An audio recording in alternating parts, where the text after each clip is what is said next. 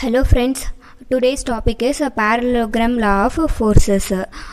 Parallelogram law வந்து நமக்கு எதுக்கு யூஸ் ஆகுதுன்னா which is used to determine the single force called resultant force. Resultant force find out பண்ணுறதுக்காக நம்ம parallelogram law யூஸ் பண்ணுறோம். ஸோ parallelogram law பற்றி தெரிஞ்சுக்கிறதுக்கு முன்னாடி what is resultant force?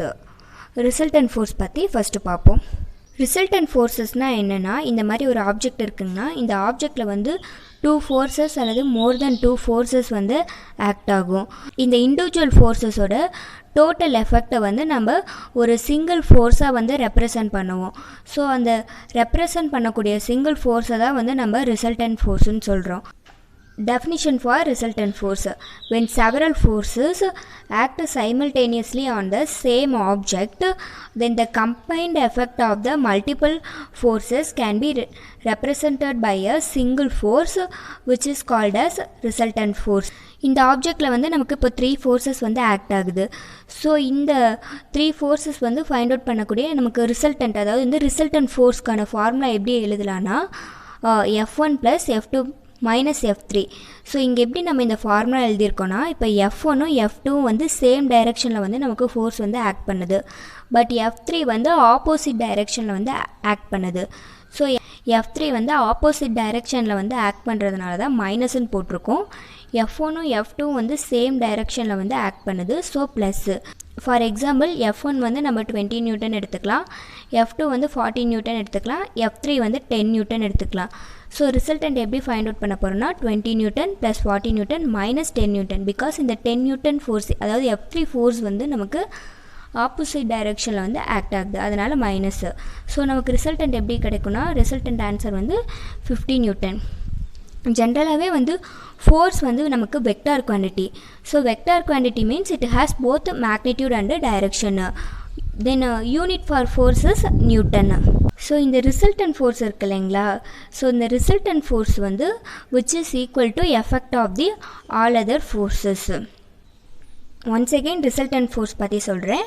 இப்போ இந்த மாதிரி ஒரு ஆப்ஜெக்ட் இருக்குது. ஸோ இந்த ஆப்ஜெக்டில் மல்டிபிள் ஃபோர்ஸஸ் ஆக்ட் ஆகுது. ஸோ இந்த மல்டிபிள் ஃபோர்ஸஸோட டோட்டல் எஃபெக்ட் நமக்கு சிங்கிள் ஃபோர்ஸாக நம்ம ரெப்ரசன்ட் பண்ணலாம். ஸோ அந்த மாதிரி நம்ம ரெப்ரசன்ட் பண்ணக்கூடிய சிங்கிள் ஃபோர்ஸை தான் நம்ம ரிசல்டன்ட் ஃபோர்ஸ்ன்னு சொல்கிறோம். That is, if two forces or more than two forces acting at a point, we can find the single force which is equal to the total effect. Then this force is called resultant force. Then resultant force is otherwise called as net force or composition of forces. இந்த resultant force find out பண்ணுறதுக்காக some laws இருக்குது. எந்தெந்த லாஸில் resultant force find out பண்ணுறதுக்காக use பண்ணுறாங்கன்னா, Parallelogram Law of Forces, Triangular Law and Polygon Law of Forces. Parallelogram Law of Forces, Triangular Law of Forces and Polygon Law of Forces are used to find out the resultant force. Parallelogram Law of Forces is otherwise called as Fundamental Principle of Statics. அதாவது parallelogram law of forces நம்ம எப்படி சொல்லலாம்னா fundamental principal of ஸ்டாட்டிக்ஸ்னு சொல்லலாம். So parallelogram law of forcesோட main purpose என்னென்னா, resultant ஃபோர்ஸ்னு சொல்லக்கூடிய ஒரு சிங்கிள் ஃபோர்ஸை நம்ம ஃபைண்ட் அவுட் பண்ணணும். parallelogram law of forces எதுக்கு யூஸ் ஆகுதுன்னா, ரிசல்டன்ட் ஃபோர்ஸ் ஃபைண்ட் அவுட் பண்ணுறதுக்காக யூஸ் பண்ணக்கூடிய one of the laws. Then what is parallelogram law? இதுதான் parallelogram-ஓட ஸ்ட்ரக்சரு. ஸோ parallelogram lawனா எப்படி இருக்குன்னா, இப்போ OA அண்டு OB parallelogram-ஓட 2 adjacent சைடு. ஸோ இந்த adjacent சைடில் நமக்கு F1 F2ன்னு 2 ஃபோர்ஸ் ஆக்ட் ஆகுது. ஸோ இதுக்கு நமக்கு ரிசல்டன்ட் ஃபோர்ஸ் எப்படி இருக்குன்னா, இந்த parallelogram-ஓட டயகனல் தான் நமக்கு ரிசல்டன்ட் ஃபோர்ஸாக கிடைக்கும். ஸோ parallelogram law எப்படி சொல்லலாம்னா, if two input vectors or forces are taken as two adjacent sides of a parallelogram, then the diagonal of parallelogram gives the resultant value. Then next one is a definition for a parallelogram law of forces.